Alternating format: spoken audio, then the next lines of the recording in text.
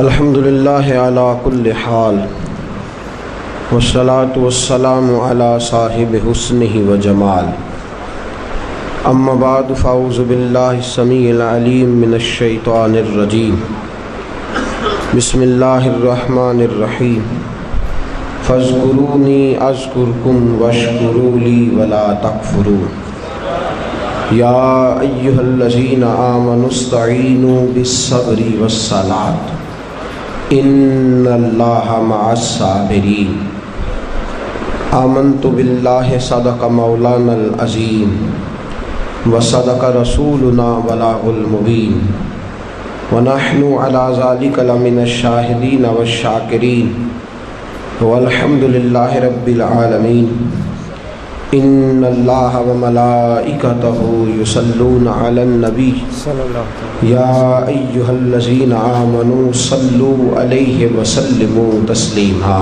الصلاۃ والسلام علیک یا سید یا رسول اللہ وعلی آلک واصحابک یا سید یا حبیب اللہ الصلاۃ والسلام علیک یا سید یا نبی اللہ بابا سے بلند پڑھیے درود پاک الصلاۃ والسلام علیک یا سید یا رحمۃ للعالمین وعلی آلک واصحابک یا سید یا خاتم النبیین اللہم صلی علی سیدنا و مولانا محمد معدن الجود والکرم وآلہ وصحبہ وبارک وسلم۔ ہر قسم کی تعریف و توصیف اللہ جل جلالہ کے لیے، ہر قسم کے درود و سلام نبی مکرم نور مجسم شفیع معظم۔ حمد و صلات کے بعد عزیز دوستوں، بزرگوں اور بھائیوں، اسلامی تربیتی کورس کی چھٹی نشست میں ہم سب حاضر ہیں۔ صبر اور شکر عنوان گفتگو ہے۔ اللہ کریم نے قرآن مجید سورہ بقرہ میں ارشاد فرمایا فاذکرونی اذکرکم، تم مجھے یاد کرو میں تمہیں یاد کروں گا، واشکروا لی ولا تکفرون، میرا شکر ادا کرو اور ناشکری نہ کرو۔ یا ایھا الذین آمنوا استعینوا بالصبر والصلاۃ، اے ایمان والو صبر اور نماز سے مدد مانگو۔ ان اللہ مع الصابرین، بے شک اللہ صبر کرنے والوں کے ساتھ ہے۔ دو آیہ کریمہ اللہ کریم نے پہلی آیہ مقدسہ میں شکر کی بات ارشاد فرمائی، واشکروا لی، میرے لیے شکر کرو، ولا تکفرون، اور کفران نعمت نہ کرو، نعمتیں استعمال کر کے ناشکری نہ کرو۔ اور اگلی آیہ مقدسہ میں فرمایا کہ صبر کرو، صبر کے ساتھ اپنے اوقات کو گزارو۔ شکر اور صبر دونوں لازم و ملزوم ہیں۔ سید عالم نور مجسم آقا کریم صلی اللہ علیہ وسلم نے فرمایا شکر آدھا ایمان ہے اور صبر آدھا ایمان ہے۔ نصف ایمان شکر ہے، نصف ایمان صبر ہے۔ جب دونوں انسان کو مل جاتے ہیں تو اس کا ایمان مکمل ہو جاتا ہے۔ نصف ایمان صبر ہے، نصف ایمان شکر ہے۔ صبر اور شکر کی نعمتیں جہاں آ جاتی ہیں وہاں حسن بخشتی ہیں۔ صبر اور شکر جہاں آ جاتے ہیں وہاں انسان کو تسلی دے دیتے ہیں۔ اس کے لیے وقت گزارنا اور اپنے خدا کے ساتھ مصیبتوں میں رشتہ برقرار رکھنا آسان ہو جاتا ہے۔ ایک دوسری روایت جو حضرت صہیب رومی رضی اللہ تعالیٰ عنہ سے مروی ہے، مشکات شریف میں موجود ہے، محبوب دو عالم صلی اللہ تعالیٰ علیہ وسلم نے فرمایا مومن کی ہر حال میں خیر ہی خیر ہے، مومن کو ہر حال میں خیر ہی نصیب ہوتی ہے۔ اگر نعمت ملے تو شکر کر کے ثواب لے لیتا ہے، نہ ملے تو صبر کر کے ثواب لے لیتا ہے۔ ہر حال میں اس کے لیے خیر ہی خیر ہے، اجر ہی اجر ہے۔ اگر اس کو نعمت میسر آ گئی، اللہ کا احسان ہو گیا تو شکر کیا، جب شکر کیا تو بھی ثواب لے لیا، اگر نہ ملی تو صبر کیا اور صبر کر کے بھی ثواب لے لیا، تو ہر حال میں مومن کے لیے خیر ہی خیر ہے۔ عزیز دوستو، صبر کے معنی رک جانے کے ہیں۔ مفردات میں امام راغب علیہ رحمہ نے فرمایا کہ اس کا معنی ہے رک جانا، اور 3 درجات کے اندر اس کو تقسیم کیا، 3 درجات کے اندر اس کو تقسیم کیا۔ حضرت علامہ شورانی رحمۃ اللہ تعالیٰ علیہ لکھتے ہیں، آپ فرماتے ہیں صبر کا پہلا درجہ یہ ہے کہ گناہ چھوڑنے پہ صبر کرے۔ ہمارے نزدیک صبر صرف اتنی بات ہے کہ مصیبت آئی تو صبر کرنا، حالانکہ یہ صبر کا سب سے چھوٹا درجہ ہے۔ مصیبت پہ صبر کرنا تیسرے درجے کا صبر ہے۔ سب سے پہلا صبر یہ ہے کہ گناہ چھوڑ دے، شہوت چھوڑ دے، رزق حرام سامنے موجود ہو چھوڑ دے، بری نظر کرنے کے مواقع موجود ہوں لیکن اللہ سے ڈر جائے، گناہ کرنے کا موقع میسر آئے لیکن باز آ جائے، صبر کر جائے، نفسانی خواہشات بھی ہوں، نفس چاہتا بھی ہو، طاقتیں بھی موجود ہوں، پھر بھی رک جائے، تو یہ صبر کا سب سے پہلا درجہ ہے۔ پہلا درجہ ہے گناہ چھوڑنا، اور صبر کا دوسرا درجہ ہے نیکی کرنا، نیکی پر استقامت اختیار کرنا۔ سردی کا موسم ہے، بستر گرم ہے، اٹھیں گے تو بستر چھوڑنا پڑے گا، وضو کریں گے تو ٹھنڈ لگے گی، مسجد جائیں گے تو ٹھنڈی ہوا چھوئے گی۔ اب بڑا مشکل ہے مسجد جانا، لیکن اس نے صبر کیا، بستر چھوڑ دیا، وضو کر لیا، مسجد چلا گیا، تو یہ نیکی پر اس نے صبر کیا۔ بڑا مشکل کام ہے، رمضان کا مہینہ ہو، سحری کی ہو، نیند بڑی آ رہی ہو، پنکھا چل رہا ہو، بستر بچھا ہو، لیکن چھوڑ چھاڑ کے حسین مہرج حال درس سننے چلے آنا، نیکی پر صبر کرنا اور استقامت کے ساتھ صبر کرنا، گرمی کے موسم میں بیٹھ کر کے خدا رسول کی رضا کے لیے آنا، تو نیکی کے کاموں پر صبر کرنا، یہ دوسرے درجے کا صبر ہے۔ اور اللہ نے کوئی مصیبت ڈال دی، 2 قسم کے مصائب آتے ہیں انسانوں پر۔ ایک، کبھی ہم سے خطا ہو جاتی ہے، اور رب فرماتا ہے وَمَا أَصَابَكُم مِّن مُّصِيبَةٍ فَبِمَا كَسَبَتْ أَيْدِيكُمْ، تم پر جو مصیبتیں آتی ہیں وہ اس لیے آتی ہیں کہ میں تمہارے گناہوں کی کوئی چھوٹی موٹی سزا دنیا میں ہی دے کے تمہیں آخرت کی سزا سے بچا لیتا ہوں، کوئی چھوٹی موٹی مشکل دنیا میں ڈال کے۔ وَمَا أَصَابَكُم مِّن مُّصِيبَةٍ فَبِمَا كَسَبَتْ أَيْدِيكُمْ، فرمایا تم پر جو مصیبتیں آتی ہیں وہ تمہارے اپنے ہاتھوں کی وجہ سے آتی ہیں، تمہارے ہاتھوں کے کسب کی وجہ سے آتی ہیں۔ وَيَعْفُو عَن كَثِيرٍ، اور بہت سارے گناہ تو میں ویسے ہی معاف فرما دیتا ہوں، سب پر تو سزا دیتا ہی نہیں، کچھ تمہارے گناہوں پر سزا دیتا ہوں۔ مصیبت آتی ہے، ایک انسان پر مصیبت وہ آتی ہے جو اس کی غلطیوں کی وجہ سے آتی ہے، اور ایک مصیبت وہ آتی ہے جب اللہ اسے آزمانا چاہتا ہے۔ وَلَنَبْلُوَنَّكُمْ بِشَيْءٍ مِّنَ الْخَوْفِ وَالْجُوعِ وَنَقْصٍ مِّنَ الْأَمْوَالِ وَالْأَنفُسِ وَالثَّمَرَاتِ وَبَشِّرِ الصَّابِرِينَ، فرمایا میں ضرور تمہیں آزماؤں گا، میں ضرور تمہیں آزماؤں گا، خوف دے کر، جانوں مالوں پھلوں کی کمی دے کر، اور اگر تم نے صبر کیا تو میرے محبوب انہیں جنت کی اور میری رحمت کی خوشخبری سنا دیجئے۔ 2 قسم کی مصیبتیں آتی ہیں، ایک مصیبت وہ ہوتی ہے جو انسان کے اپنے گناہوں کی وجہ سے، اس کی اپنی غلطیوں کی وجہ سے، اس کی اپنی کوتاہیوں کی وجہ سے آتی ہے، اور ایک میرے دوستو وہ مصیبت ہوتی ہے جو اللہ کی طرف سے آزمائش بن کے آتی ہے۔ ہم گناہگاروں پر جو مصیبت ہوتی ہے وہ اللہ تبارک و تعالیٰ کی طرف سے بعض اوقات ہماری خطاؤں کی سزا ہوتی ہے، اور اگر کوئی نیک بیمار پڑ جائے تو اس کی اللہ آزمائش فرما رہا ہوتا ہے، اس کی اللہ آزمائش کرتا ہے، اللہ تبارک و تعالیٰ اس پر فضل فرماتا ہے، اس کی آزمائش کرتا ہے۔ پھر ان مصیبتوں پر جو شخص صبر کرے، اپنے آپ کو روکے، جزا و فضا سے روکے، آہذاری سے روکے، شکوے شکایت سے روکے، رب فرماتا ہے اگر میری رضا پہ راضی ہو گیا تو ان اللہ مع الصابرین، باقی نیکیوں پر میں ثواب دیتا ہوں، اور جو کوئی صبر کرتا ہے رب فرماتا ہے میں اس کا بن جایا کرتا ہوں، صبر کرنے والوں کے ساتھ ہو جاتا ہوں، صبر کرنے والے کی معیت میں ہو جاتا ہوں، صبر کرنے والے کو اپنا قرب عطا فرما دیتا ہوں۔ تو صبر کرنا صبر کرنا. صبر کا معنی کیا ہے؟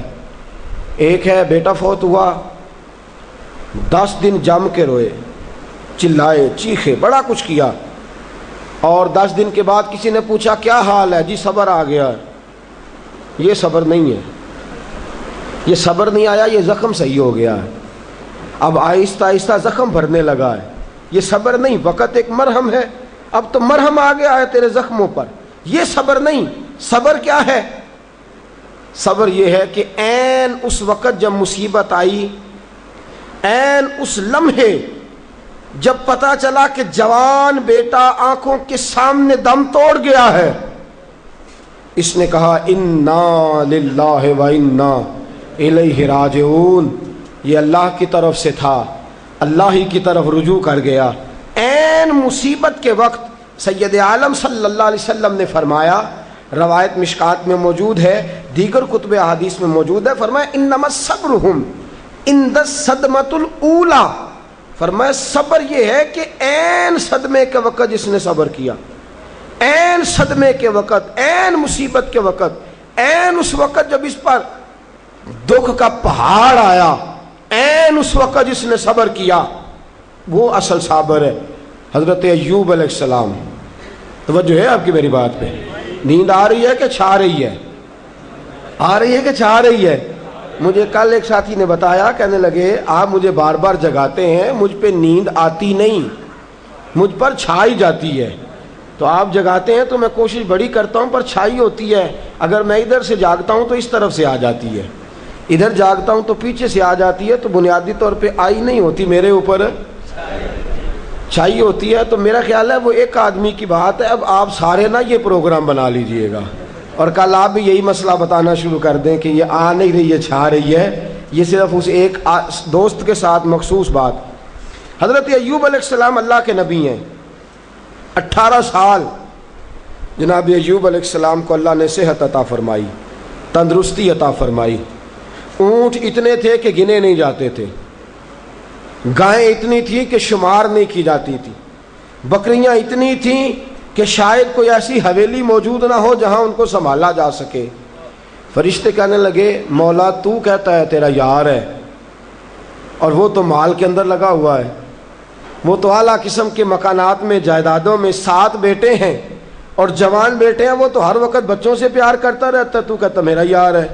اللہ نے فرمایا وہ میرا یار ہے، میں دلوں کے بھید جانتا ہوں، تم کہتے ہو تو آزمائش کر لیتے ہیں. یاری تیری سونا پر ازمائشاں تیریاں اگ، اے سونا پرکھیا جامدائی پہلو نہ لگاں دے لگ. آزمائش کر لیتے ہیں. آزمائش. حضرت ایوب علیہ السلام کی فصلوں کو آگ لگ گئی، فصلیں ساری اجڑ گئیں. جانوروں کو بیماری آئی تو ایک ہی دن میں سارے اونٹ مر گئے. 2 دن گزرے تو ساری گائیں ساری مر گئیں. بکریاں بھی ایک بیماری کا شکار ہو گئیں.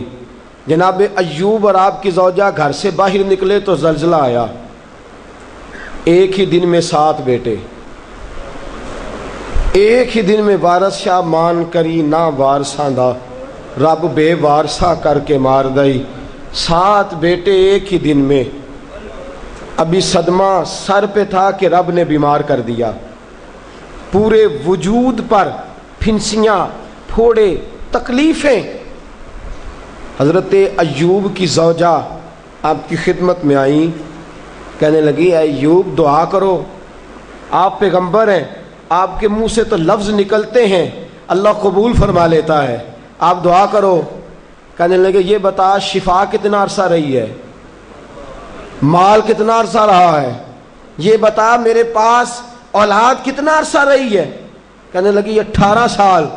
کہنے لگے 18 سال اس کا فضل، کرم، احسان رہا ہے. اب ذرا مجھے 18 سال تکلیف میں رہ لینے دے، پھر دعا بھی کر لوں گا. پہلے مجھے 18 سال گزار لینے دے نا، جتنا وقت اس نے مجھے آسانی میں دیا ہے اتنا ذرا تکلیف تو. بھئی سکھ آئے تو خوشی خوشی، کیا بات ہے کیا بات ہے کیا بات ہے. دکھ آئے تو شکوہ شروع کر دیا، صبر ہی نہیں کیا، ٹھہرا ہی نہیں. کہا مجھے 18 سال ذرا گزار لینے دے، اس کے بعد دعا کر لوں گا. کہنے لگی دعا کرنے میں کیا حرج ہے، دعا کر دیں. کہنے لگے دعا کر کے کیا کروں؟ رب سے عرض کریں کہ شفا دے دے. تو فرمانے لگے اللہ کو نہیں پتا ایوب بیمار ہے. اس کو خبر نہیں کہ ایوب بیمار ہے. جے سونا میرے دکھ وچ راضی تے پھر سکھ نو چلے ڈاواں. اس کو نہیں خبر بیمار ہے. میں صبر کروں گا، میں صبر کروں گا. 18 سال گزرے. علامہ اسماعیل حقی رحمۃ اللہ علیہ فرماتے ہیں 18واں سال چڑھا، تردامنی پہ شیخ ہماری نہ جائیے، ہم دامن نچوڑ دیں تو فرشتے وضو کریں. وہی فرشتے بارگاہ خدا بندی میں کہنے لگے یا اللہ ہم جان گئے ہیں واقعی تیرا پکا یار ہے، اس قابل ہے کہ یار بنایا جائے. حضرت ایوب علیہ السلام تندرست ہو گئے، شفا ہو گئی. ایک عرصہ گزرا تو آپ کی زوجہ ایک دن آپ سے پوچھنے لگی ایوب وہ دکھ اچھے تھے یا یہ سکھ اچھے ہیں؟ وہ دکھ اچھے تھے یا سکھ؟ آپ فرمانے لگے دن تو سارے ہی اللہ کے ہیں، پر اگر مجھ سے پوچھو تو دکھ ہی اچھے تھے. اگر مجھ سے پوچھو تو دکھ اچھے تھے. صبر کرتا تھا، کبھی کبھی رو بھی پڑتا تھا. دکھ تھے تو بارگاہ خدا بندی میں جاتا تھا تو آنسو بھی بہہ جاتے تھے. تکلیفیں تھی تو سجدہ کرتا تھا تو مصلی بھیگ جاتا تھا. درد تھا ہاتھ اٹھاتا تھا تو داڑھی پہ آنسو گرتے تھے. جب سے سکھ آئے ہیں آنسو ہی خشک ہوتے چلے جا رہے ہیں. یہ دکھ ہے تو درد ہے، دکھ ہے تو سوز ہے، دکھ ہے تو انسان کے دل کے اندر تڑپ ہے. فرمایا مجھے تو لگتا ہے اصل اللہ کا بندہ وہی ہے کہ اللہ اسے مصیبت پہ رکھے اور وہ خدا سے صبر کر کر کے اجر حاصل کرتا رہے. صبر کرنا، صبر کرنا اور مصیبتوں کے اوپر اپنے آپ کو ٹھہرانا کام مشکل. اور جب اللہ آزمائش ڈالتا ہے نا تو جو کام سیدھے ہوتے ہیں وہ بھی الٹے ہونے شروع ہو جاتے ہیں. جب خدا کی طرف سے وَلَنَبْلُوَنَّكُمْ بِشَيْءٍ مِّنَ الْخَوْفِ وَالْجُوعِ وَنَقْصٍ مِّنَ الْأَمْوَالِ وَالْأَنفُسِ وَالثَّمَرَاتِ، جب اللہ کی طرف سے آزمائش آتی ہے، جب انسان پر اللہ کی طرف سے کوئی چیز نازل ہوتی ہے، آپ سونے کو ہاتھ رکھتے ہیں تو مٹی ہو جاتی ہے. آپ کسی طرف بھی، بہت سے دوست آ کے کہتے ہیں جی قدم آگے اٹھاتا ہوں جاتا پیچھے ہے کیا کروں؟ تو میں اکثر عرض کرتا ہوں کہ تھوڑے دن قدم اٹھانا ہی چھوڑ دیں. کیا کریں؟ بیٹھ کے اللہ اللہ کریں، صبر کریں، دعا کریں. کچھ وقت انسان پر ایسا ہوتا ہے تلک الایام نداولها بین الناس، جو اللہ نے انسان کے دن بدل کے رکھنے ہوتے ہیں. کچھ وقت ایسا ہو، پھر ایک وقت آتا ہے کہ وہی انسان مٹی میں ہاتھ رکھتا ہے تو اللہ اسے سونا بنا دیتا ہے. رب آزمائش کرتا ہے، رب آزماتا ہے. جو لوگ مصیبتوں پر صبر کرتے ہیں، جو لوگ مصیبتوں پر صبر کرتے ہیں، سید عالم نور مجسم شفیع معظم صلی اللہ تعالی علیہ وسلم نے فرمایا، رب فرماتا ہے ایک بندہ اللہ کی بارگاہ میں کھڑا ہوا، قیامت کا دن ہے، فرشتے نامہ اعمال کھولنے لگے. اللہ نے فرمایا فرشتوں تمہیں پتہ ہے میں نے اسے دنیا میں بڑے دکھ دیے تھے، اس پر بڑی آزمائشیں آئی تھیں، اس نے زندگی بڑی تکلیف میں گزاری تھی، تمہیں خبر ہے؟ یا اللہ ہم جانتے ہیں بڑا صابر ہے، بڑا صابر ہے. اس نے صبر کے ساتھ وقت گزارا، صبر کے ساتھ اپنے اوقات کو طے کیا. رب فرماتا ہے جو اتنا صبر کرے میں اس کا نامہ اعمال ٹٹولوں. اس کا نامہ اعمال کھولتے ہوئے مجھے شرم آ رہی ہے، سارا کچھ لپیٹ دو اور بغیر حساب کتاب اسے جنت میں داخل کر دو. یہ صبر کرنے والا ہے، یہ صبر کرنے والا ہے. مجھے حیا آتی ہے کہ یہ صبر، بڑی گاڑی دیکھ کے بھی صبر کرنا چاہیے. اگر موٹر سائیکل ہے نا تو بڑی گاڑی دیکھ کے ذرا، اور جس کے پاس بڑی گاڑی ہے نا وہ بھی ذرا موٹر سائیکل والے کو ہارن تھوڑے ہی دے، وہ بھی ذرا صبر کرے، اس لیے کہ اس کو مل گئی ہے تو کوشش سے نہیں ملی، خدا کے فضل سے ملی ہے. دونوں ذرا صبر کا مظاہرہ کریں. وہ بڑی گاڑی والا ہارن پہ ہارن بجایا جاتا ہے، کہتا ہے یہ موٹر سائیکل والے کو تو عقل ہے ہی نہیں، یہ تو رستہ دیتا ہی نہیں، وہ یہ کہہ رہا ہے. اور گزرا ہے تو موٹر سائیکل والا کہتا ہے اللہ نے تجھے دے دیا گاڑی تو تیرا دماغ بڑا اونچا ہو گیا ہے، تیرے پاس نہ ہوتی تب میں تجھ سے پوچھتا. اب دونوں ہی شکوہ کر رہے ہیں، دونوں ہی گلہ کر رہے ہیں، دونوں ہی شکایت کر رہے ہیں. دونوں کو صبر کرنا چاہیے، دونوں کو اطمینان سے رہنا چاہیے. جب انسان کے وجود میں صبر آ جاتا ہے، جب اس کو صبر نصیب ہوتا ہے. بڑی خوبصورت حدیث، بڑی، بخاری شریف میں موجود ہے، اور صاحب عمدۃ القاری حضرت مفتی شریف الحق صاحب رحمۃ اللہ تعالیٰ علیہ فرماتے ہیں بخاری شریف کی یہ حدیث ایسی ہے جسے میں جب بھی پڑھتا ہوں میں چوم لیتا ہوں. اس حدیث کو میں فرماتے ہیں لفظوں کو میرا پڑھنے کو بھی دل کرتا ہے اور چوم لینے کو بھی دل کرتا ہے. حدیث کیا ہے؟ رسول کریم صلی اللہ تعالیٰ علیہ وسلم نے فرمایا، رب فرماتا ہے ایک بندہ ہے اس کو میں نے آنکھیں نہیں دی، اس کو میں نے آنکھیں نہیں دی، اندھا ہے، پیدائشی اندھا ہے یا بعد میں کسی وجہ سے ہو گیا، وہ بینا نہیں ہے، نابینا ہے، اس کے پاس آنکھیں نہیں، لیکن اس نے زندگی بھر صبر کیا، اس نے زندگی بھر صبر کیا. صبح قیامت وہ کھڑا ہوا تو رب کریم نے فرشتوں سے فرمایا فرشتوں اس کو میں نے آنکھیں نہیں دی، بیچارہ نہ بیٹی دیکھ سکا نہ بیٹا، نہ باپ دیکھ سکا نہ ماں، یہ کوئی دنیا کا نظارہ نہیں کر سکا، تم بتاؤ اس کا اجر کیا ہے؟ فرشتے کہتے ہیں مولا جنت کا اعلیٰ درجہ دے دے، اللہ اسے بے حساب بخش دے، یا اللہ اس پر رحمتوں کے دروازے کھول دے، یا اللہ اس کو نواز دے. تو رب فرماتے اس نے ساری زندگی بغیر آنکھوں کے صبر کیا ہے، اسے صرف جنت نہیں ملے گی بلکہ آج اسے اس کا رب اپنا دیدار بھی کرائے گا. فرمایا جو اندھا ہو نابینا ہو اور پھر وہ صبر کرے اور استقامت کے ساتھ رہے، شکوہ نہ کرے، گلہ نہ کرے، فرمایا قیامت میں لوگ جنت کے نظارے کریں گے اور یہ اللہ کا دیدار کرے گا، اس کو رب کریم کے جلوے دکھائے جائیں گے. اس لیے کہ یہ صابر رہا، یہ شاکر رہا، یہ اللہ تبارک و تعالیٰ کی عطا پہ راضی رہا، یہ رب کائنات کی دی ہوئی آزمائشوں پر ہمیشہ استقامت کے ساتھ ڈٹا رہا. صبر کا معاملہ تو بالکل ہمارے ہاتھ سے نکل گیا، اور میں جب تجزیہ کرتا ہوں، غور کرتا ہوں تو ہمارے جھگڑوں کی بنیاد ہی صبر ہے. حسد صبر کی وجہ سے، اگر صبر نہیں تو حسد پیدا ہو جائے گا، اس کو اللہ نے دے دیا تو مجھے کیوں نہیں دیا. اب اگر صبر کرتا، جو اللہ نے دیا ہے اس پر یہ صبر کرتا تو حسد کی لعنت سے بچ جاتا. اور پھر گھروں میں جو فسادات ہے، خاندانوں میں جو جھگڑے ہیں، اس کی بہت بڑی وجہ یہ ہے کہ ہم صبر نہیں کرتے. گلہ شکوہ شکایتیں یہ ساری چیزیں اس لیے پیدا ہوتی ہیں کہ ہم صبر کرنے کو تیار نہیں. جب تو صبر کر لیتا ہے، جب تو اپنے وجود کے اندر ٹھہراؤ پیدا کر لیتا ہے، پھر تیرے اندر تحمل مزاجی آ جاتی ہے، پھر بردباری آ جاتی ہے، پھر ٹھہراؤ آ جاتا ہے، پھر تیرا دل اتنا گہرا ہو جاتا ہے کہ حضرت سلطان باؤ رحمۃ اللہ علیہ فرماتے ہیں دل دریا سمندروں ڈونگے کون دلاں دیا جانے. جب تیرا دل اتنا گہرا ہو جائے گا تو صبر کرے گا. اور میرے اعلیٰ حضرت فاضل بریلوی رحمۃ اللہ علیہ فرماتے ہیں جو صابر ہوتا ہے نا، توجہ ہے آپ کی، میری بات کی سمجھ آ رہی ہے؟ اعلیٰ حضرت فرماتے ہیں بڑا قیمتی جملہ، فرماتے ہیں جو صابر ہوتا ہے وہ سکون میں ہوتا ہے، جو صابر ہوتا ہے وہ، جو صبر نہیں کرتا بے سکون رہتا ہے. اگر صابر ہے نا، تھوڑی غذا پہ تھوڑی روٹی، اگر صابر ہے صبر کرتا ہے تو پھر شیخ سعدی رحمۃ اللہ تعالیٰ علیہ کے پاس ایک شخص آیا، کہنے لگا حضرت جی دیکھیں نا میرے پاس اتنے بھی پیسے نہیں کہ میں جوتے لے سکوں، اتنے بھی پیسے کوئی نہیں جوتے لے سکوں. فرمایا صبر کر اللہ دے گا. کہنے لگا جی صبر ہی کیا ساری عمر، اس نے جوتے لینے کے برابر بھی پیسے نہیں دیے، ننگے پاؤں پھر رہا ہوں. شیخ سعدی رحمۃ اللہ تعالیٰ علیہ نے اس کا بازو تھاما، ایک گھر میں لے گئے، دروازے پہ دستک دی، گھر کا مالک باہر آیا، اس نے دونوں طرف بیساکھیاں پکڑی ہوئی ہیں، ٹانگیں تو ہیں پر پیر ہی کوئی نہیں. فرمانے لگے بتا یہ اچھا ہے کہ تو، کہنے لگا جی میں آپ سے بھی معافی مانگتا ہوں، اپنے رب سے بھی معافی مانگتا ہوں، اس کے تو پیر ہی نہیں بیچارے کہ اس کے پاس تو قدم ہی نہیں.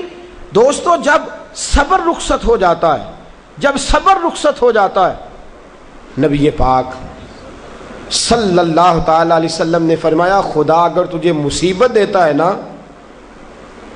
اور ان مصیبتوں پر جب اللہ تجھے قیامت میں اجر دے گا، دنیا میں رب تجھے جو مصیبتیں ڈالتا ہے ان مصیبتوں پر جب قیامت کے دن اللہ تجھے اجر دے گا تو تیرا دل چاہے گا کاش سکون ہوتا ہی نہ، آزمائشیں ہی آزمائشیں ہوتی، کاش سکون نہ ہوتا، آزمائشیں ہی آزمائشیں ہوتی جب تو وہ اجر دیکھے گا. نبی پاک صلی اللہ علیہ وسلم نے فرمایا جب کسی کا بچہ انتقال کر جاتا ہے نا، ہاں بات بڑی مشکل ہے، کام بڑا مشکل ہے. جب کسی کا بچہ، بیٹا یا بیٹی انتقال کر جاتا ہے، وہ کسی دانشور نے کہا تھا کہ میرا باپ انتقال کر گیا، 6 مہینے گزرے تو میرا 18 سال کا بیٹا بھی انتقال کر گیا. کہنے لگے میں نے اپنے 80 سال کے باپ کا جنازہ اٹھایا تو میری کمر نہیں جھکی، لیکن جب 18 سال کے بیٹے کا جنازہ اٹھانے لگا تو میری کمر جھک گئی. اور رو کے کہنے لگا لوگوں، باپ کا جنازہ پڑھنا آسان ہے، دعا کرو کسی کو بیٹے کا جنازہ نہ پڑھنا پڑ جائے. بڑا مشکل کام ہے، بڑا کٹھن مرحلہ ہے، یہ بڑی آزمائش کا معاملہ ہے. نبی رحمت صلی اللہ علیہ وسلم نے فرمایا جب کسی کا بچہ انتقال کر جاتا ہے، جب کسی کا بیٹا یا بیٹی انتقال کر جاتا ہے، فرشتے اس کی روح لے کے اللہ کی بارگاہ میں جاتے ہیں. رب فرماتا ہے تم میرے بندے کے جگر کا ٹکڑا لے آئے ہو، اس کے وجود کا حصہ لے آئے ہو، اس کی روح کی ٹھنڈک لے آؤ ہو. بولو تو صحیح میرا بندہ کیا کہتا تھا، بتاؤ میرا بندہ کیا کہتا تھا. اس نے کیا کہا؟ فرشتے کہتے ہیں مولا جب ہم نے اس کے بیٹے کی روح قبض کی اور وہ اپنے بیٹے کی میت پہ آیا تو اس نے تیرا گلہ نہیں کیا، شکوہ نہیں کیا، بلکہ اس نے کہا انا للہ و انا الیہ راجعون. یہ دیا بھی اللہ نہیں تھا، لے بھی اللہ ہی گیا ہے. جب اس نے یہ بیٹے کی میت دیکھی ہے تو اس نے یہ کہا ہے کہ اللہ کا مال تھا، اللہ لے گیا. رب فرماتا ہے باقی کے کام چھوڑ دو، جنت کی طرف جاؤ اور میرے اس بندے کے لیے اور اس کے بیٹے کے لیے ایک مکان بنا دو. جنت میں جاؤ، دنیا کی زندگی تو تھوڑی ہے نا، اور آخرت کی زندگی حادی کوئی نہیں، اس کی حادی کوئی نہیں، کتنی لمبی ہے. فرمایا دنیا میں تو کٹھے نہیں رہ سکے، اب جنت میں مکان بنا دو، اس میں اس کا باپ بھی رہے گا، یہ بھی رہے گا. حضرت ابو ہریرہ رضی اللہ تعالیٰ عنہ فرماتے ہیں اللہ کے محبوب صلی اللہ تعالیٰ علیہ وآلہ وسلم کے صاحبزادے جناب ابراہیم علیہ السلام فرماتے ہیں حضور کے صاحبزادے آپ رات کو جب ان کی ولادت ہوئی تو نبی کریم علیہ السلام ہمارے درمیان آئے. جاگیے ذرا غور فرمائیے گا بات پہ. سید عالم صلی اللہ علیہ وسلم تشریف لائے اور ہم نے حضور کے چہرے کو چمکتے دیکھا، ہم نے آنکھوں میں ایک خوبصورتی، ایک رنگ ڈھنگ دیکھا. ہم نے کہا یا رسول اللہ موڈ مبارک بڑا اچھا ہے، حضور کوئی خیر کی خبر ہے؟ فرمایا مجھے مبارک دو، اللہ نے مجھے بیٹا عطا فرمایا ہے، میرے آنگن میں پھول کھلا ہے، خدا نے مجھے بیٹے کی دولت سے نوازا ہے، میرے آنگن میں پھول کھلا ہے. فرماتے ہیں اگلے ہی دن، ایک روایت ہے کچھ عرصے کے بعد، ایک روایت ہے اگلے ہی دن ظہر کے بعد میرے محبوب نے پیار کرنے کے لیے بیٹا اٹھایا اور صاحبزادے کی سانسیں اکھڑنے لگی.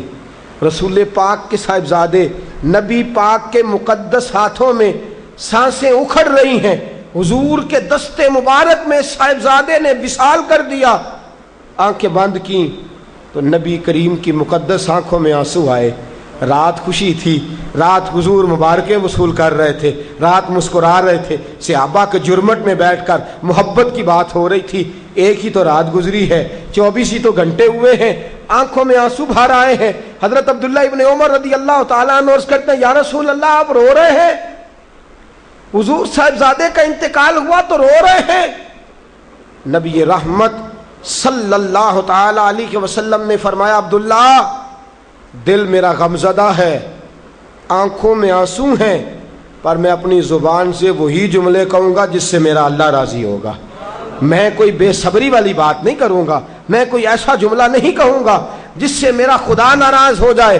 اگرچہ میرا دل غمزدہ ہے، اگرچہ میں پریشان ہوں، اگرچہ میری آنکھیں آنسو بہا رہی ہیں، یہ محبت کی علامت ہے، یہ پیار کی علامت ہے. لیکن فرمایا میری زبان سے کوئی کسی کے ہاں میت ہو جائے تو آنسوؤں سے رونا محبت کی علامت ہے. اگر آنسو آتے ہیں نا تو یہ تو محبت ہے. حضرت عثمان بن مظعون رضی اللہ تعالیٰ عنہ کا وصال ہوا تو اللہ کے محبوب کی آنکھوں میں آنسو آئے. سیدہ عائشہ صدیقہ رضی اللہ تعالیٰ عنہ نے کہا یا رسول اللہ آپ روتے ہیں؟ فرمایا یہ آنسو محبت کی علامت ہے. خدا کو بین کرنا ناپسند ہے، شور کرنا ناپسند ہے، باتیں کر کر کے رونا، شور کرنا، آہوزاری کرنا، ماتم کرنا، فرمایا یہ چیزیں خدا کو پسند نہیں. شور کرنا، بالخصوص خواتین اس بات پہ ضرور توجہ کریں، اس کی باتوں کا تذکرہ کر کر کے رونا، اونچی اونچی آواز میں بہن کرنا اور بار بار تڑپ تڑپ کے کہنا کیا بنے گا، کہاں جائیں گے، کیسے گزر اوقات کریں گے. یہ جملے کہنا اللہ کے رسول کو اتنا ناپسند ہے کہ نبی پاک صلی اللہ علیہ وسلم نے فرمایا جو عورت میت پر بہن کرتی ہے یا جو شخص ماتم کرتا ہے، فرمایا وہ تو میری امت میں ہی شامل نہیں ہے. فرمایا میں تو اس کو شامل ہی نہیں سمجھتا. لیس منی، وہ ہم میں سے نہیں ہے. صبر کرے، ٹھہر جائے، اللہ کی رضا پہ راضی ہو جائے، قضا پہ راضی ہو جائے، جھک جائے خدا نے. اتنا شور کرنا، اتنی آہوزاری کرنا، اور معاذ اللہ بعض اوقات تو کفریہ جملے بولے جاتے ہیں. انتقال ہو گیا، تبھی موت چلا گیا، ہارٹ اٹیک سے انتقال، تو کہتے ہیں ہم پہ ظلم ہو گیا ہے. معاذ اللہ، آپ اللہ کو ظالم کہہ رہے ہیں، خدا کو ظالم کہہ کے کفر کٹھا کر رہے ہیں. کفریہ فکرے بولے جاتے ہیں. معاذ اللہ تعالیٰ ثم معاذ اللہ ایسی باتیں کی جاتی ہیں جو شریعت اسلامیہ میں سخت سزا کی مستحق ہیں. صبر کرنا، حوصلہ کرنا، آنسوؤں سے رونا، اپنے دل کے اندر محبت رکھنا، لیکن کبھی بھی کسی موقع پر بھی اپنی زبان سے گلہ کرنا، شکوہ کرنا، شکایت کرنا، کسی بابت کوئی بات بھی کرنا، دوستو یہ شریعت اسلامیہ میں جائز نہیں. صبر کریں، صبر کا پہاڑ بن جائیں. ان اللہ مع الصابرین، اللہ صبر کرنے والوں کے ساتھ ہے، اللہ صبر کرنے والوں کو جزا دیتا ہے. اور حضور نے فرمایا جب بھی تم پہ کوئی مصیبت آئے، الذین اذا اصابتہم مصیبہ قالوا انا للہ و انا الیہ راجعون. جب بھی کوئی مصیبت آئے پڑھا کرو انا للہ و انا، صرف فوتگی کے وقت نہیں، جب بھی کوئی مصیبت آئے کیا پڑھنا ہے؟ انا للہ و انا الیہ. اور یاد رکھیے مصیبتیں اللہ کے پیاروں پر آتی ہیں. 500 سال فرعون نے دعویٰ خدائی کیا ہے معاذ اللہ. 300 سال فرعون کا حال یہ تھا کہ ننگے پاؤں کانٹوں پہ چلتا تھا اور اس کے پیر میں کانٹا بھی نہیں چبھتا تھا. فرشتے کہتے ہیں یا اللہ یہ کیا ہے؟ وہ تو اور ڈٹ جائے گا کہ میں خدا ہوں. فرمایا مہلت دے رہا ہوں. جو بیمار ہوتے ہیں وہ اللہ کے فرما بردار ہوتے ہیں، ان کو تو ساتھ ساتھ تھوڑی تھوڑی تکلیف دے کے اللہ معاف کرتا رہتا ہے، ورنہ ڈھیل دیتا. ایک صحابی ہیں، طبقات ابن سعد میں روایت ہے، ایک صحابی اپنی بیوی سے کہتے ہیں پانی لاؤ. رات کا وقت ہے، آنکھ کھلی تو کہتے ہیں اٹھ پانی لا. بیوی پیالے میں پانی لائی، سو گئے، آنکھ لگ گئی. فرما بردار بیوی ساری رات پانی لے کے کھڑی رہی، ساری رات. کبھی سنتے تھے ہم بھی بزرگوں سے کہ بیویاں ایسا کرتی ہیں، کبھی سنا کرتے تھے. وہ شوہر بھی بڑے تقوی اور طہارت والے ہوتے تھے تو بیویاں بھی بڑی فرما بردار ہوتی تھی. ساری رات بیوی پانی کا پیالہ لے کے کھڑی ہے. صبح آنکھ کھلی تو اپنی بیوی سے کہنے لگے کیا بات ہے تیری، مانگ تو کیا مانگتی ہے، آج تو جیسے کہے گی میں ویسے کر دوں گا. ساری رات تو کھڑی رہی، بول جس طرح تو کہے گی. بیوی نے عجیب ہی بات کر دی، کہنے لگی آپ اس طرح کریں مجھے طلاق دے دیں. اب بات کر بیٹھے تھے کہ تو جیسے کہے گی. اور صحابہ سچاؤں لوگوں کی جماعت ہے، سچائیاں ان پہ ناز کرتی ہیں. تیرا وعدہ ہے کہ تو جیسے میں کہوں گا ویسے، جیسے میں کہوں گی تو کر دے گا، مجھے طلاق دے دے. شوہر بڑا پریشان ہوا، میں نے وعدہ کر لیا تھا جیسے تو کہے گی، اب تو کہتے ہیں طلاق دے دے، یہ کیسے ممکن ہے؟ اتنی فرما بردار بیوی، اتنی اچھی بیوی دوبارہ میسر آنا مجھے ناممکن نظر آتا ہے. میں کیسے طلاق دے دوں؟ وعدہ بھی ہے، بات بھی کر لی ہے، اب تیرا مطالبہ بھی ہے، کیا کروں؟ بڑے پریشان ہو گئے.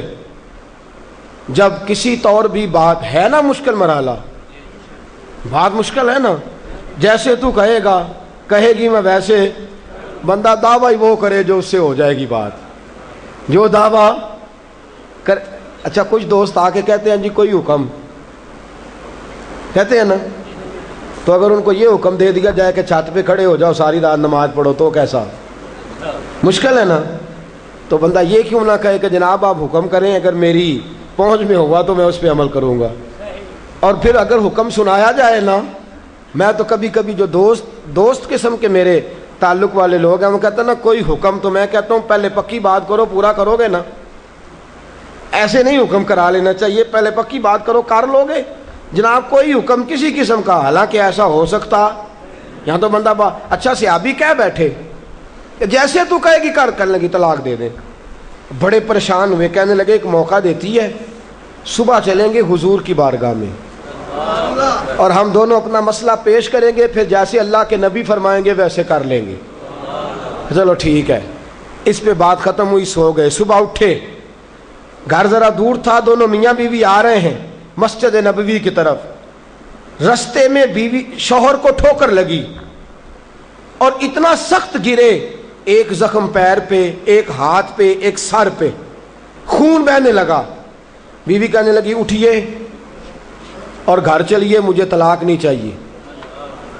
اٹھے، گھر چلیں، میں آپ کی مرہم پٹی کرتی ہوں، گھر چلتے ہیں، مجھے نہیں طلاق چاہیے۔ کہنے لگے بھائی تیری عجیب منطق ہے، ساری رات میں سو نہیں سکا، پریشان رہا، صبح سے بھی آج پریشان رہا، میرا اتنا وقت بے چینی، پہلے طلاق چاہیے اب نہیں چاہیے، ماجرا کیا ہے؟ کہنے لگی اصل بات یہ ہے کہ میں نے اپنے رسول پاک صلی اللہ علیہ وسلم کی حدیث سنی، حضور نے فرمایا جس سے اللہ پیار کرتا ہے اسے مشکل میں ڈال دیتا ہے، اس پر کچھ مصیبتیں آ جاتی ہیں جس سے اللہ محبت کرتا ہے۔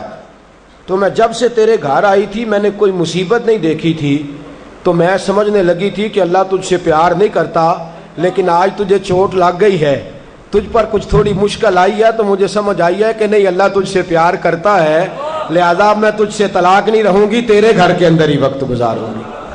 آپ اندازہ فرمائیے کہ یہ مصیبت آنا اور صبر کرنا کتنی اعلیٰ بات ہے کہ صحابہ ڈھونڈ رہے ہیں، تلاش کر رہے ہیں کہ جس پر مصیبت آ نہیں رہی وہ تو بڑا عجیب آدمی ہے، جس پر مشکل آ نہیں رہی وہ تو بڑا جو ہے وہ اللہ تبارک و تعالیٰ کا کہیں نافرمان نہ ہو۔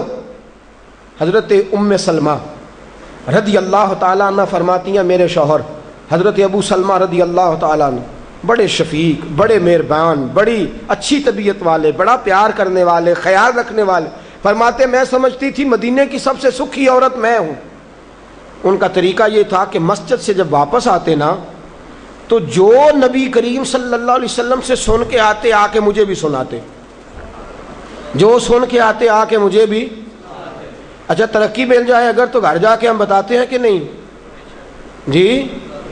ہاں ایک بات کئی دفعہ نہیں بتاتے، اگر تنخواہ بڑھ جائے تو اس میں کئی دفعہ کوتاہی کرتے ہیں، وہ نہیں بتاتے گھر اس لیے کہ ہمیں پتہ ہے اگر ہم نے تنخواہ بڑھانے کا بتایا تو ادھر سے خرچہ بھی بڑھ جائے گا، لہٰذا یہ کبھی کبھی ہم کوتاہی کرتے ہیں، لیکن بہرحال اپنی ترقی ضرور بتا دیتے ہیں کہ میری ترقی ہو گئی ہے، یہ اتنا ضرور ہم بتا دیتے ہیں۔ اچھا یہ ساری باتیں اگر ہم بتاتے ہیں اور پھر اور بھی کئی قصے گھر جا کے سناتے ہیں، آج دفتر میں یہ شغل ہو گیا، یہ بات ہو گئی، سناتے ہیں بات، اور یہ بری بات بھی نہیں ہے، گھر والوں کے ساتھ جا کے خوش طبی کرنا اور گھر کے اندر کا ماحول خوشگوار رکھنا یہ حضور علیہ السلام کی سنت ہے۔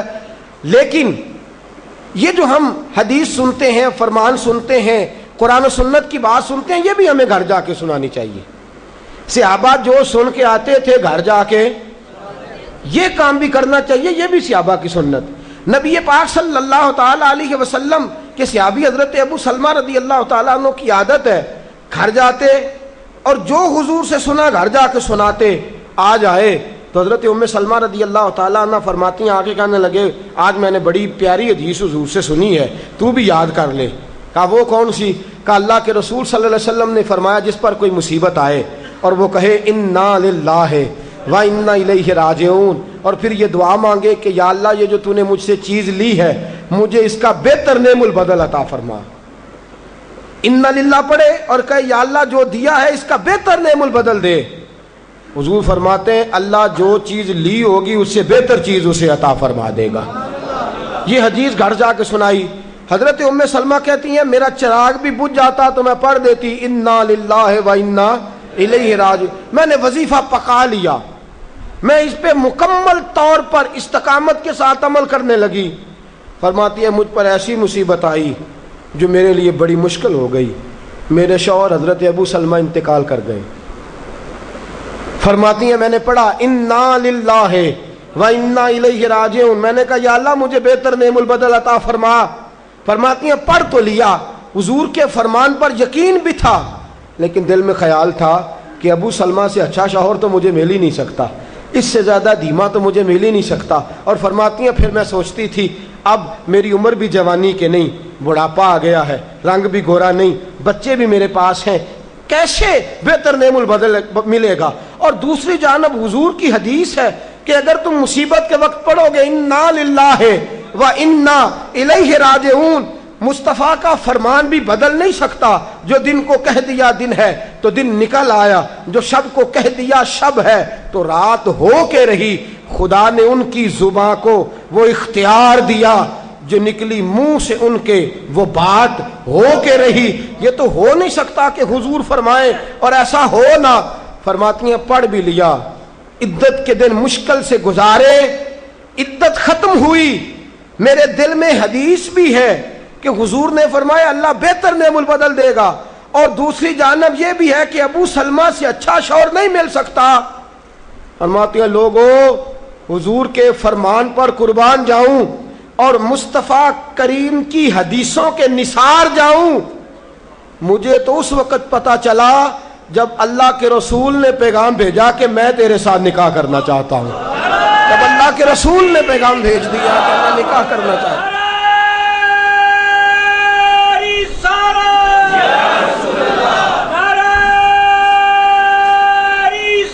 حضرت ام سلمہ ام المومنین رضی اللہ تعالیٰ عنہ فرماتی ہیں جب مصطفیٰ کا پیغام آیا تو فرماتی ہیں فوراً میرے لب پہ درود آیا، فوراً میرے لبوں پہ سلام آیا۔ میں نے کہا محبوبہ جو بھی فرماتے ہو سچ ہی فرماتے ہو، جو بھی کہہ دیتے ہو کمال ہی کہہ دیتے ہو۔ یا رسول اللہ میں کہتی تھی مجھے ابو سلمہ سے اچھا شوہر نہیں مل سکتا، اللہ نے مجھے کائنات میں سب سے اچھا شوہر عطا فرما دیا ہے، کائنات میں سب سے۔ میں نے صبر کیا اور حضور کے فرمان پر عمل کیا کہ مصیبت آئے تو کہو انا للہ و انا الیہ راجعون۔ میں نے صبر کیا، شکر کیا، اللہ نے مجھے دھرتی پہ سب سے اچھا شوہر دیا۔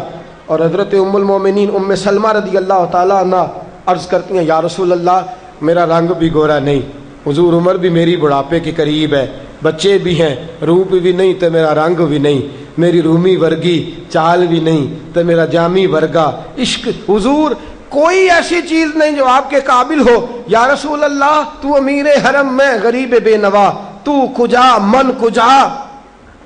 میرے حبیب نے فرمایا ام سلمہ تیرے پاس غربت بھی ہے، پریشانی بھی ہے، بچے بھی ہیں، مجھے پتہ ہے کوئی تیرا سہارا نہیں بنے گا، اور جس کا کوئی سہارا نہ بنے اس کا میں بنا کرتا ہوں۔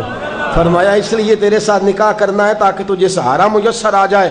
میرے رسول پاک نے فرمایا تو مصیبتوں پر آہوزاریاں نہ کر، شکایتیں نہ کر، صبر کر، صبر کا پہاڑ بن۔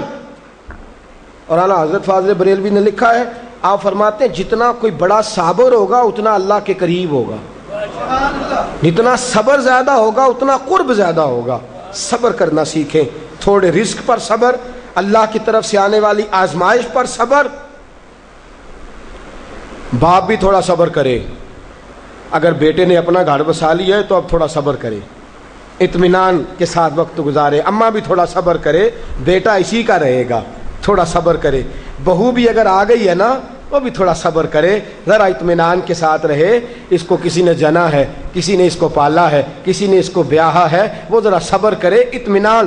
ہمارا جو صبر ہے وہ صبر نہیں رہا تو فساد آیا ہے، صبر نہیں رہا تو اختلاف آیا ہے، صبر نہیں رہا تو نفرت آئی ہے، صبر نہیں رہا تو بغض آیا ہے، صبر نہیں رہا تو حسد آیا ہے۔ جہاں صبر نہ ہو وہاں درجنوں مصیبتیں ہوتی ہیں، اور جہاں صبر ہوتا ہے وہاں خدا کے جلوے ہوتے ہیں، جہاں صبر ہوتا ہے وہاں اللہ کا کرم ہوتا ہے، جہاں صبر ہوتا ہے خدا کی عطا ہوتی ہے۔ باقی عبادتوں پر ثواب ملتا ہے اور صبر پر رب رحمان ملتا ہے۔ ان اللہ مع الصابرین، اللہ صبر کرنے والوں کے، اللہ صبر کرنے والوں کے۔ اپنے اندر حوصلہ پیدا کریں، بردباری پیدا کریں، تحمل مزاجی پیدا کریں، ٹھہراؤ پیدا کریں، حوصلہ پیدا کریں۔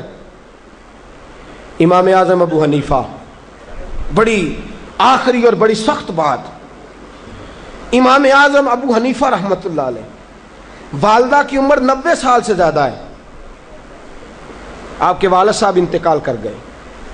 امام اعظم کا ایک حاسد، اور ایک تو ہے نا امام صاحب عالم بڑے تھے، شیخ بڑے تھے، امام صاحب امیر بھی بڑے تھے، اللہ نے مال و دولت میں بھی بڑا فضل فرمایا، صاحب حیثیت آدمی تھے۔ ایک آپ کا حاسد آیا، حسد کرنے والا، اور آ کے کہنے لگا بڑی کڑی بات، تلخ بات جس پہ انسان مارنے مرانے، کہنے لگا ابو حنیفہ میں نے سنا ہے آپ کے ابا جی انتقال کر گئے۔ امام صاحب فرمانے لگے ہاں۔ کہنے لگے سنا ہے آپ کی اماں بڑی خوبصورت ہیں، میرے ساتھ نکاح نہیں کر دیتے؟ اب یہ کتنے غصے کی بات ہے، کتنے جلال کی بات ہے، کس قدر تلخ بات ہے۔ امام صاحب فرمانے لگے میری اماں عاقلہ اور بالغہ ہیں، میری ماں عقل والی ہیں اور بالغ ہیں، میں ان سے پوچھوں گا، اگر ان کا نکاح کا ارادہ ہوا تو آپ کو اطلاع دوں گا۔ امام صاحب فرماتے ہیں میرے دل میں غصہ تو آیا، لیکن وہ صبر والی ساری حدیثیں بھی مجھے فوراً یاد آ گئیں۔ فرماتے ہیں میں نے فوراً صبر کر لیا، اور میں نے کہا اماں عاقلہ بالغہ ہے، پوچھوں گا، اگر ان کا نکاح کا ارادہ ہوا تو آپ کو اطلاع دوں گا۔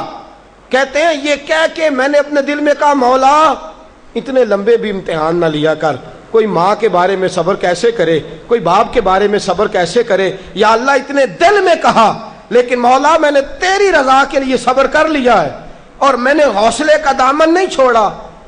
امام صاحب اٹھے، ابھی چند قدم آگے بڑھے تھے کہ وہ آدمی تڑپنے لگا، اتنا تڑپا کہ اس کی روح پرواز کر گئی۔ لوگ کہنے لگے امام صاحب اسے کیا ہوا؟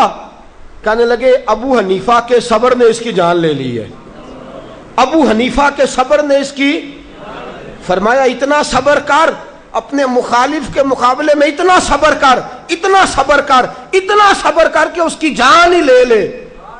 تو صبر کرے گا تو اللہ تیرے ساتھ ہو جائے گا۔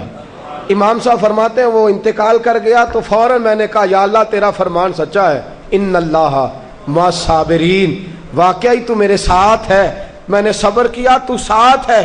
یا اللہ میں نے سزا نہیں دی، میں دیتا بھی تو تھپڑ مار لیتا، میں دیتا بھی تو سر پھوڑ لیتا، میں دیتا بھی تو ٹانگ پہ مار لیتا، جان تو نہیں نہ لے سکتا تھا، لیکن میں نے صبر کیا، رب میرے ساتھ ہوا تو اللہ نے اس کی جان ہی نکال ڈالی۔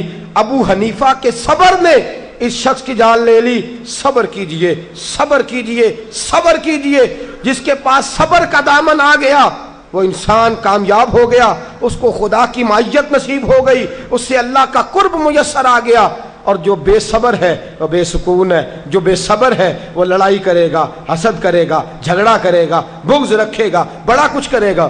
اعلیٰ حضرت فاضل بریلوی کو خط آئے، کسی میں گالیاں لکھی ہیں، کسی میں کچھ لکھا ہے۔ آپ کے ایک مرید تھے حضرت ملک العلماء مولانا ظفر الدین صاحب بہاری رحمۃ اللہ تعالی علیہ، کہنے لگے حضور میں ان لوگوں پہ مقدمے کروں گا جنہوں نے آپ کو گالیاں دی ہیں۔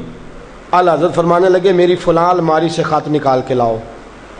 اس میں سے خط نکال کے لائے تو لکھا تھا کہ آپ تو بہت بڑے امام ہیں، آپ تو مجدد ہیں، آپ تو غوث اعظم کے نائب ہیں، آپ کی کیا بات ہے؟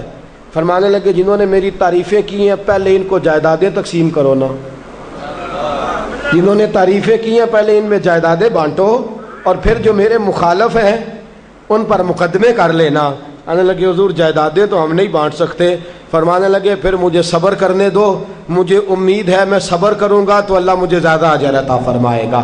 صبر کا دامن تھام کے رکھیں، صبر پر عمل کریں، اگر صابر ہو گئے تو خدا کی معرفت نصیب ہو گئی، اور اگر ہمارے اندر صبر ہی نہیں، صبر اور قرار ہی نہیں، تو پھر ہم تو پاؤں میں پڑی چیز نہیں پکڑ سکتے، پھر تو ہم زندگی گزار ہی نہیں سکتے، پھر تو ہر چیز ہمارے لیے بوجھ نظر آئے گی۔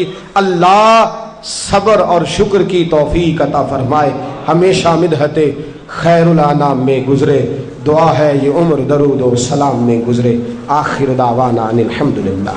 فاجان رحمت پہ لاکھوں سلام، شمع بزم ہدایت پہ لاکھوں کھو سلام شمع بز میں ہدایت پہ لاکھ جس کی تسکین کو روتے ہوئے ہنس پڑے جس کی تسکین کو روتے ہوئے ہنس پڑے اس تبسم کی عادت پہ لاکھوں سلام مصطفیٰ جان رحمت پہ لاکھوں سلام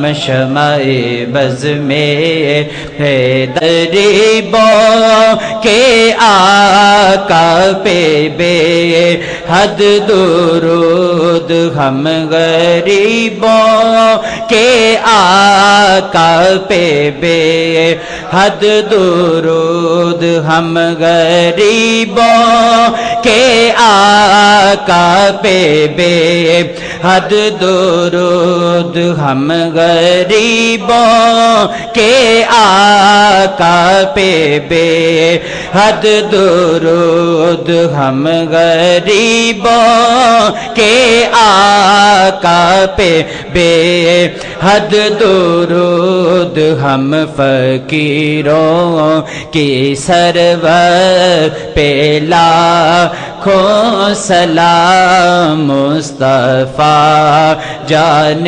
رحمت پہ لاکھوں سلام شمع بز میں ہدایت پہ لاکھوں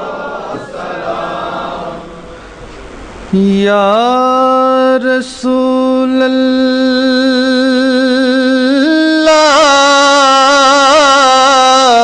تیرے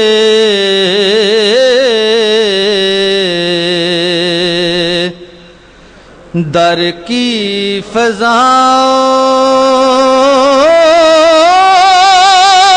فضاؤں کو سلام گنبد خضرا کی ٹھنڈی ٹھنڈی چھاؤں کو سلام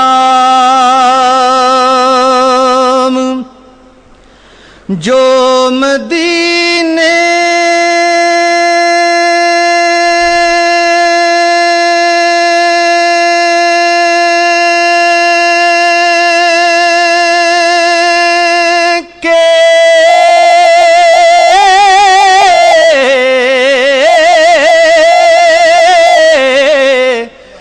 گلی کوچوں میں دیتے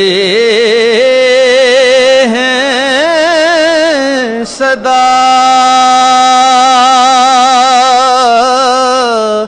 تا قیامت ان فقیروں اور گداؤں کو سلام والہانہ جو طواف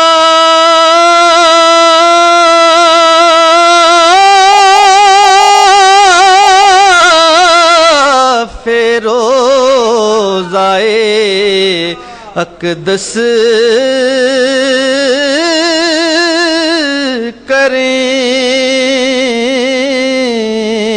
مست و بے خود وجد میں آتی ہواؤں کو سلام یا رسول اللہ تیرے در کی فضاؤں کو سلام مولانا محمد معدن الجود والکرم وعلی آلہ وصحبہ وبارک وسلم۔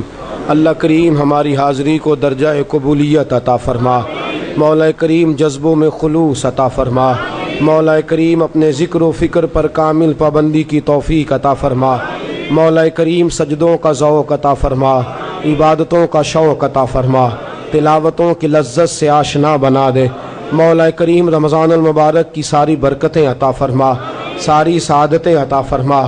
مولا کریم ہم پہ نگاہ لطف و کرم فرما، جو بیمار ہیں انہیں شفا دے دے اللہ، جو مقروض ہیں قرضوں سے رہا کر دے، جو تنگ دست ہیں انہیں وسعت عطا کر دے، جو بے گھر ہیں صاحب گھر کر دے، بے اولادوں کو صاحب اولاد کر دے، اولاد والوں کی اولادوں کو فرما بردار کر دے، اللہ علیہ وسلم کی دولت لازوال عطا کر دے۔ مولا کریم ملک پاکستان کی خیر فرما، مولا اندرونی بیرونی سازشوں سے محفوظ فرما۔ اللہ جتنے دوست دور و نزدیک سے چل کے آتے ہیں قدم قدم پہ کروڑوں برکتیں عطا فرما، بے حساب نعمتیں عطا فرما، لا تعداد رحمتیں عطا فرما۔ اللہ کریم ماؤں بہنوں بچیوں کو جزائے خیر عطا فرما، عزت کی چادریں عطا فرما، ان کے دکھوں کو سکھوں سے تبدیل فرما، اپنے اپنے گھروں میں باوقار زندگیاں نصیب فرما۔ اللہ ہم پہ رحم فرما، اللہ ہم پہ کرم فرما، اللہ ہمارے لیے آسانیاں فرما۔ اللہم انا نسألک العفو والعافیۃ فی الدین والدنیا والآخرہ۔ اللہم انی اسألک علما نافعا ورزقا طیبا وعملا متقبلا وشفاء کاملا وتوبة قبل الموت وراحة عند الموت والعفو عند الحساب۔ رب اغفر وارحم وانت خیر الراحمین۔ وصلی اللہ تعالی علی حبیبہ سیدنا و مولانا محمد وآلہ وصحبہ۔ عشق سرکار سے دل جس نے سنوارا ہوگا، اس کی قسمت کا بلندی پہ ستارہ ہوگا، اس کی قسمت کا بلندی پہ ستارہ